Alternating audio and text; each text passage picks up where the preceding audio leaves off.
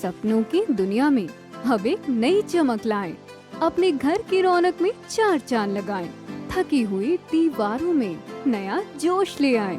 इंटेलेक्स paints के संग जिंदगी में कुछ अच्छी यादों को बनाएं। पेश है इंटेलेक्स के डिफरेंट वैरायटीज में उपलब्ध शानदार और बेहतरीन पेंट्स, जिसमें शामिल है एंटी क्रैक टेक्नोलॉजी से बना signature interior and exterior luxury emulsion paint, जो आपके घर को दे एक नया लुक।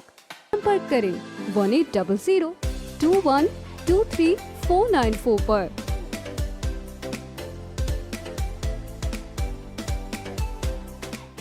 अब श्री बलराज कुंडू विधायक अपनी सूचना पढ़े। धन्यवाद अध्यक्ष महोदय। मैं सबसे पहले तो मुख्यमंत्री जी ने जो अभी भाषण दिया उस पर उनके उन्होंने शेर सुनाया जो बहुत अच्छा था, उसको जो वाक्य में ही सत्य है उसको भी एक मिनट थोड़ा सा अलग से वो कहना चाहता हूं। जो उड़ने का शौक रखते हैं वो गिरने का खौफ नहीं रखते, ये बहुत सत्य कथन है। मैं मुख्यमंत्री जी का इस शेर के लिए बहुत अच्छा शेर पढ़ा उन्होंने, धन्यवाद करता हूं। और ध्यानाकर्षण सूचना संख्या 7 जो आपने मेरी स्वीकार की उसके लिए धन्यवाद।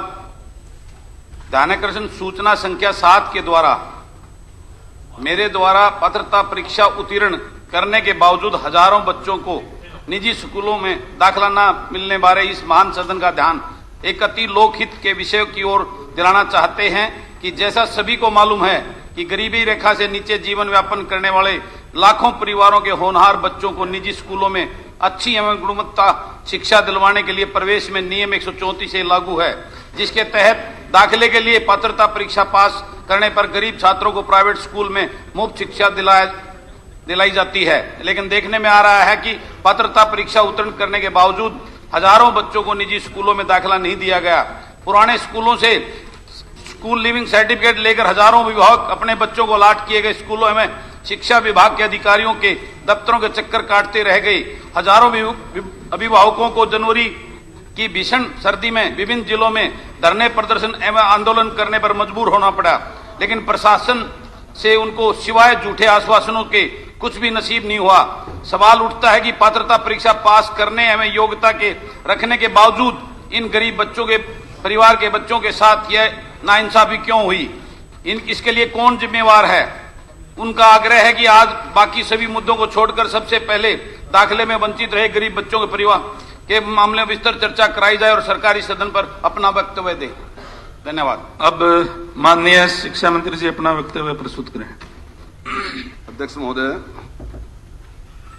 हरियाणा राज्य में नियम 134A के अनुसार मान्यता प्राप्त प्राइवेट स्कूलों में 10% सीटें आर्थिक रूप से कमजोर वर्ग तथा गरीबी रेखा से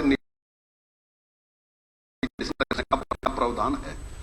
कोविड-19 महामारी के कारण शिक्षण स्तर 2020-21 में स्कूल नहीं खुल पाए। इसके कारण 134A के तहत एडमिशन प्रक्रिया नहीं चलाई जा सकी तथा 2021-22 में भी कोविड-19 के कारण सितंबर 2021 तक सरकारी तथा प्राइवेट स्कूल बंद रहे, जिसके कारण फरवरी-मार्च 2021 में उपरोक्त एडमिशन के लिए समय सारणी जारी नहीं की जा सकी।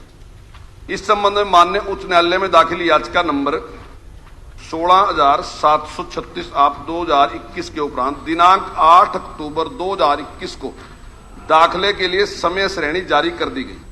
समय श्रेणी जारी करने के बाद 5 दिसंबर 2021 को मूल्यांकन परीक्षा आयोजित की गई, जिसमें एडमिशन प्रक्रिया का समय 15 दिसंबर 2021 से 24 दिसंबर 2021 तक रखा गया था।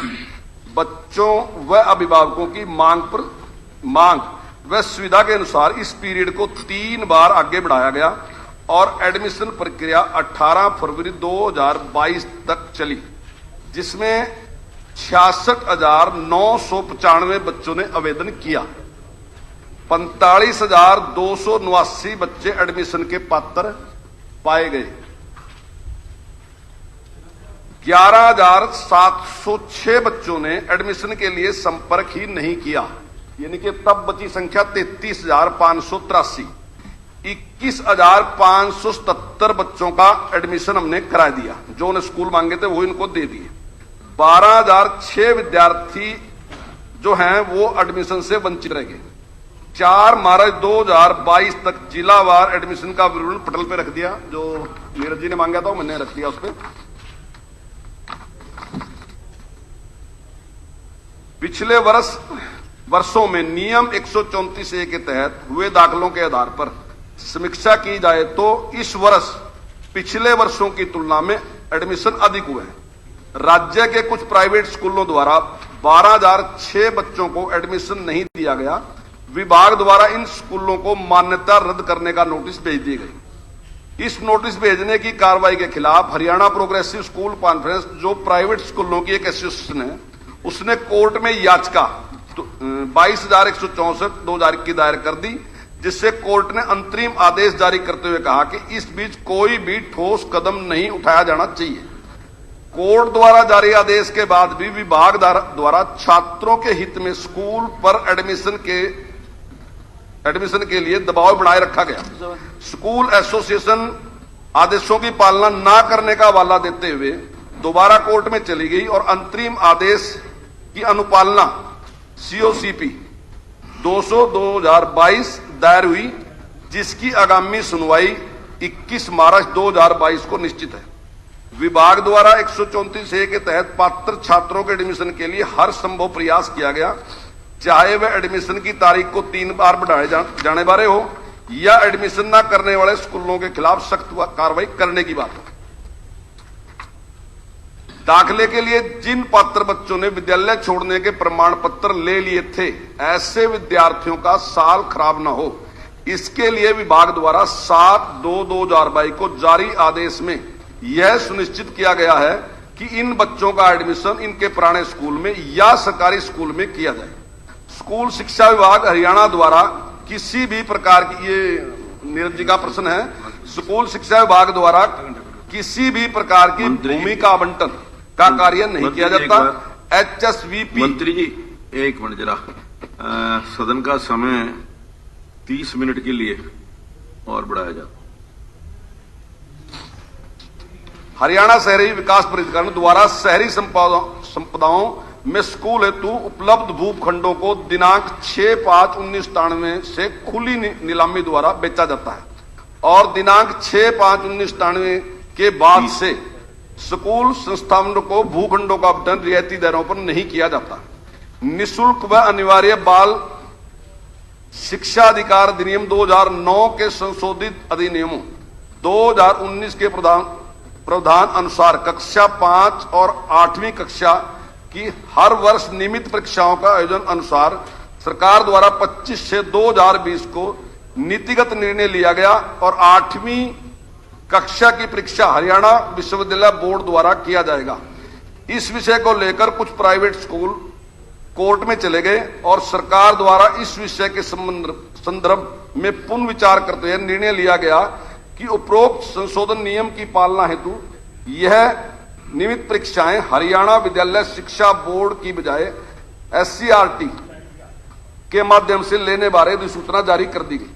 लेकिन बाद में SCRT द्वारा हरियाणा विश्वविद्यालय शिक्षा बोर्ड के माध्यम से परीक्षा लेने की सिफारिश की गई, परंतु सरकार ने कोविड के कारण बनी परिस्थितियों और अभिभावकों की मांग पर यह परीक्षाएं 1 वर्ष के लिए रद्द कर दी गई। नियम 134A के तहत कुल 66,495 छात्रों द्वारा आवेदन किया गया, जिसमें केवल प्राइवेट छात्र स्कूलों के छात्र जो हैं वो 55,029 बच्चों ने आवेदन किया। टोटल जो आवेदन किया वो 66,495 है और जो प्राइवेट स्कूल के बच्चे जो आवेदन कर रहे हैं वो 55,029 हैं। सरकारी स्कूल के जो बच्चे हैं वो केवल,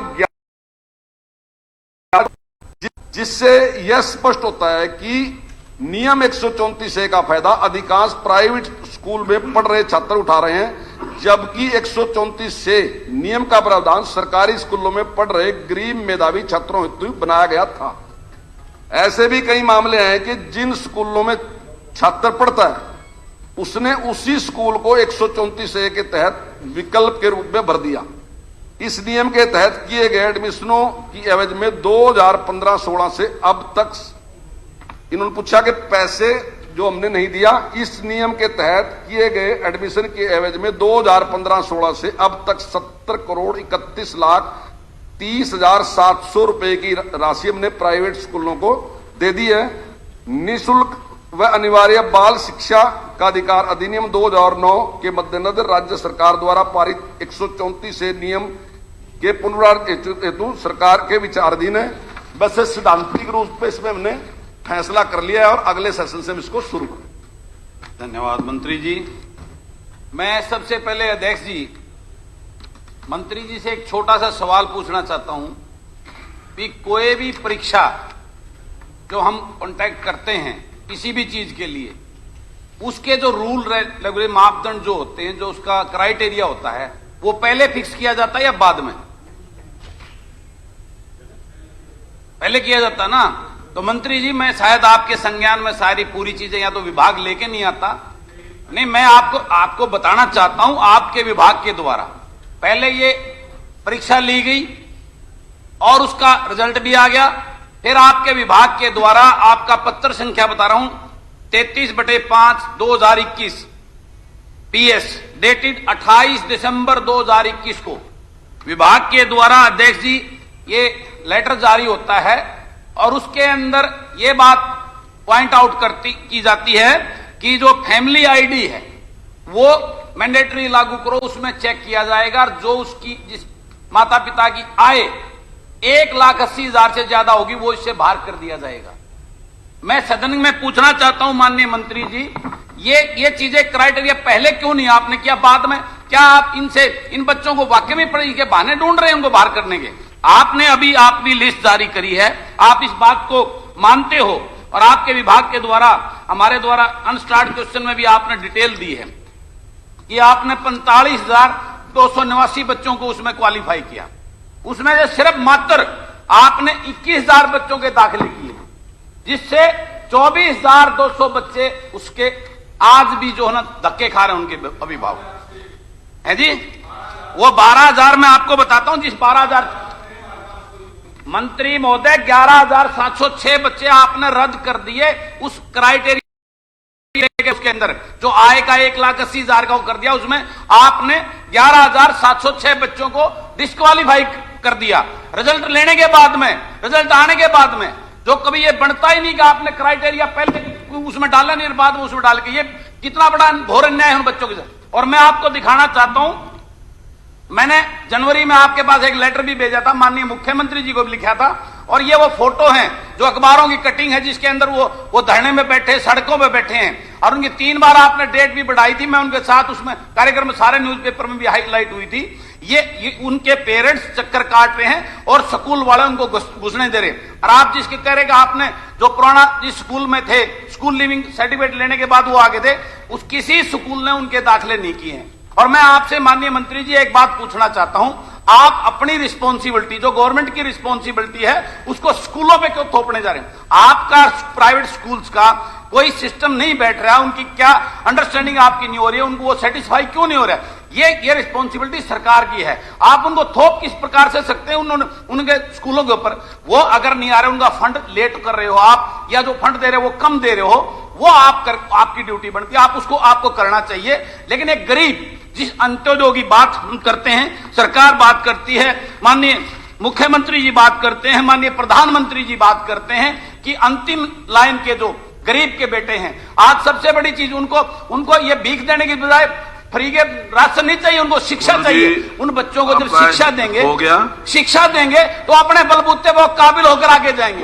ये सबसे जरूरी है। माननीय मंत्री जी, मैं सदन में आपको ये याद दिलाना चाहता हूं, आपसे निवेदन करना चाहता हूं, उन गरीबों उनको सुनो, उनका वो करो, बगैर शिक्षा के उनका उत्थान नहीं हो सकता। मैं आपसे बार बार निवेदन, ये अति महत्वपूर्ण अध्यक्ष जी, बिल्कुल अति महत्वपूर्ण विषय है, इसके ऊपर सरकार को गंभीरता से लेना चाहिए। सरकार के ध्यान में शिक्षा के बगैर गरीब का उत्थान नहीं हो सकता। वरुण चौधरी